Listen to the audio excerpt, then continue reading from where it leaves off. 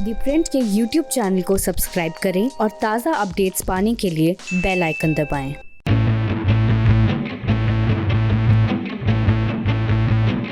अशोक गहलोत और सचिन पायलट की राजनीतिक लड़ाई के आखिर 9वें दिन क्या हुआ, ये मैं आपको बताऊंगा और साथ ही ये बताऊंगा कि आखिर अशोक गहलोत के पास वो क्या तुरुप का पत्ता है जिसे वो चल सकते हैं और जिससे सचिन पायलट चारों खाने चित हो सकते हैं।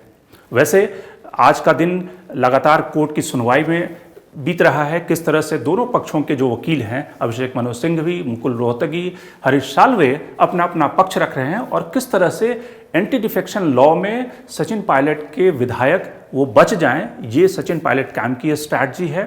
और वहीं अशोक गहलोत की स्ट्रैटेजी है कि वो सारे विधायक आइदर कोर्ट के द्वारा डिस्क्वालीफाई हो जाएं या फिर अगर कोर्ट से बच जाएं तो आगे की क्या रणनीति होगी।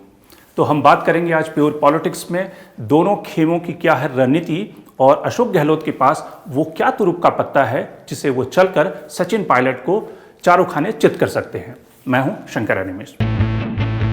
सबसे पहले बात करते हैं कि आज के दिन क्या हो रहा है। आज के दिन अशोक गहलोत खेमे की तरफ से कांग्रेस के एक विधायक ने आरोप लगाया है सचिन पायलट पर कि किस तरह से 35 करोड़ रुपए सचिन पायलट कैंप की तरफ से उन्हें ऑफर किया गया है, यानी कि वो अगर बीजेपी में शामिल हो जाएं, अशोक गहलोत का जो एमएलए कह रहा है कि कैंप का कि अगर वो बीजेपी में शामिल हो जाता है या सचिन पायलट कैंप की तरफ आ जाता है तो उसे 35 करोड़ रुपए दिए जाएंगे। जो मेरे से बात हुई वो सचिन जी से बात हुई, उन्होंने पैसे की मेरे से बात जरूर की थी। कितना पैसा? मैंने सचिन पायलट ने आपको कहा था कि आप पैसा लीजिए। पैसा लीजिए। कितने पैसों की बात हुई? खुद जितना चाहिए सचिन पायलट ने किया था। यही आरोप थोड़े दिन पहले तक दूसरे कैंप के लोग लगा रहे थे। दूसरी तरफ कोर्ट में, हाईकोर्ट में सुनवाई जारी है जिसमें कि हाईकोर्ट को यह फैसला करना है कि जो एंटी डिफेक्शन लॉ के तहत जो व्हिप जारी किया गया था उसका क्या सचिन पायलट और उनके कैंप के जो विधायक हैं उन लोगों ने उल्लंघन किया। क्या व्हिप बिना विधानसभा यानी कि फ्लोर पे अगर विधानसभा नहीं हो उस समय भी क्या व्हिप जारी और व्हिप का उल्लंघन माना जा सकता है, क्योंकि जो सचिन पायलट कैंप का जो दावा है और उनका जो आर्गुमेंट है कि व्हिप तभी लागू होता है जबकि असेंबली सेशन में हो, और इस समय जो कांग्रेस की तरफ से व्हिप इशू हुआ था उस समय असेंबली सेशन में नहीं थी, तो इसलिए उन पर पार्टी के विरुद्ध जाकर कार्रवाई करने का और उनके खिलाफ एक्शन नहीं लिया जा सकता। दूसरी तरफ जो अशोक गहलोत का खेमा है वो अभिषेक मनु सिंघवी वो आर्गुमेंट कर रहे हैं कि जो स्पीकर का फैसला है और ये सुप्रीम कोर्ट की बार बार जो इससे पहले फैसले आते रहे हैं उसमें स्पीकर की अथॉरिटी को चैलेंज नहीं किया जा सकता, और चूंकि ये नोटिस स्पीकर की तरफ से दिया गया है तो स्पीकर को ही ये अधिकार बनता है कि वो इस मसले पर फैसला करें कि क्या उन्होंने पार्टी की जो एक्टिविटी है उसके विरुद्ध जाकर उन्होंने काम किया है, क्योंकि कांग्रेस की तरफ से 2 बैठकें बुलाई गई थी और दोनों बैठकों में सचिन पायलट के कैंप के जो 18-19 एमएलए हैं उन बैठकों में उन्होंने भाग नहीं लिया था। तो ये एक तरह से कानूनी दांवपेच लड़ी जा रही है दोनों कैंप की तरफ से।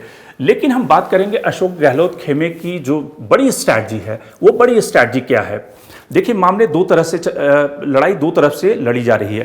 पहला है कानूनी पहलू जो कोर्ट के द्वारा लड़ी जा रही है। अगर हाई कोर्ट इस मसले पर दो सिनेरियो बनते हैं। पहला सिनेरियो ये बनता है कि हाई कोर्ट इस मसले पर कहे कि ये स्पीकर को ही फैसला लेने का अधिकार है और वो गेंद स्पीकर के पाले में चला जाए, तो निश्चित रूप से जो अशोक गहलोत खेमा है उसकी जीत होगी, क्योंकि स्पीकर उस केस में वो जो सारे एमएलए 18-19 एमएलए उनको डिस्क्वालीफाई कर देंगे।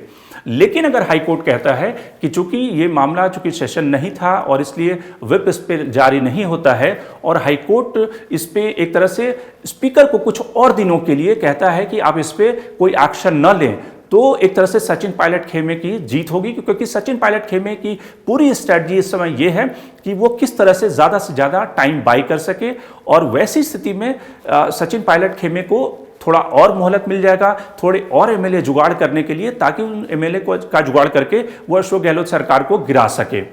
तीसरा जो सिनेरियो बनता है कि सचिन पायलट खेमे के खिलाफ हाईकोर्ट का फैसला आने के बाद सचिन पायलट जो खेमा है वो सुप्रीम कोर्ट चला जाएगा, और सुप्रीम कोर्ट जाने के बाद ये मामला और लंबा खींचेगा, दोनों पक्ष अपने अपने वकीलों के साथ सुप्रीम कोर्ट पहुंचेंगे, और वैसी स्थिति में भी सचिन पायलट खेमे को कुछ दिनों की और मोहलत मिल जाएगी, जिसमें सचिन पायलट खेमा और खास करके जिस तरह से बीजेपी उन्हें सपोर्ट कर रही है कि दोनों मिलकर इस कहानी को अंतिम अंजाम तक पहुंचाएं। लेकिन अशोक गहलोत के पास एक बड़ा दाव है। वो क्या दाव है? अशोक गहलोत एक दाव खेल सकते हैं कि वो विधानसभा का सत्र बुलाएं।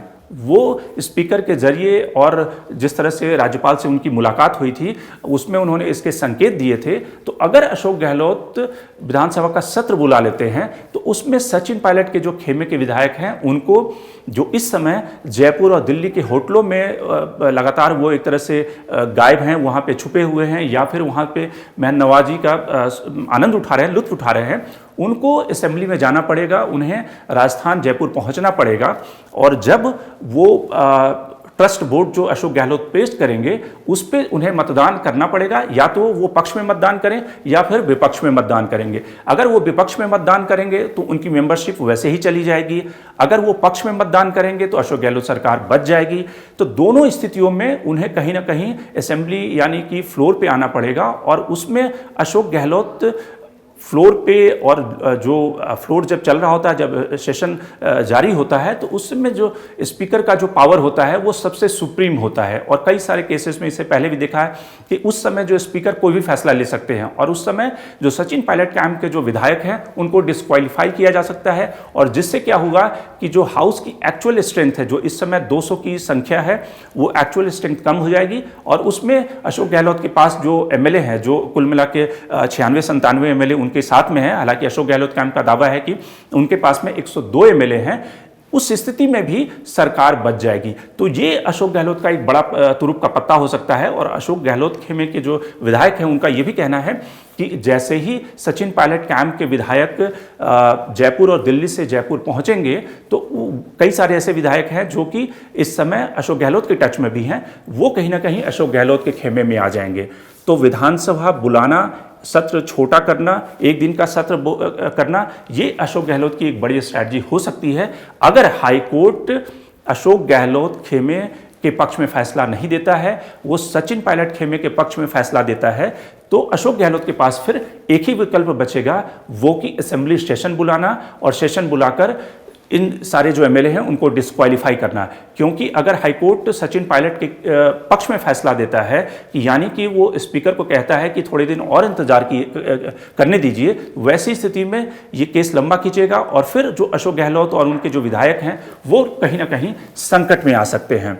तो ये कुल मिलाकर अशोक गहलोत खेमे की स्ट्रैटेजी है, साथ ही सचिन पायलट खेमे की स्ट्रैटेजी है। अब आने वाले दिनों में देखना होगा कि हाईकोर्ट का फैसला क्या आता है और उस फैसले पर स्पीकर किस तरह से फैसला करते हैं, और अगर दोनों फैसलों के बाद क्या अशोक गहलोत विधानसभा का सत्र बुलाकर इस केस को जल्दी से जल्दी निपटारा करें। लेकिन उसमें सिर्फ एक ही पेच है। वो पेच क्या है? क्योंकि शहर में चारों तरफ शकुनी घूम रहे हैं और वैसी स्थिति में अशोक गहलोत जब तक ये कन्विंस नहीं होंगे कि उनके पास सही में 102, 101 का नंबर है, तभी वो विधानसभा सत्र बुलाएंगे। क्योंकि विधानसभा सत्र के बुलाने में हो सकता है कि बीजेपी भी कई सारे सदस्यों को तोड़ ले, सचिन पायलट भी अशोक गहलोत कैंप के कुछ विधायकों को तोड़ लें और उसमें एक तरह से कोई भी पलड़ा भारी पड़ सकता है। तो इसलिए जब तक अशोक गहलोत आश्वस्त नहीं हो जाएंगे तब तक वो विधानसभा का सत्र नहीं बुलाएंगे। Shankar Ramesh, the print.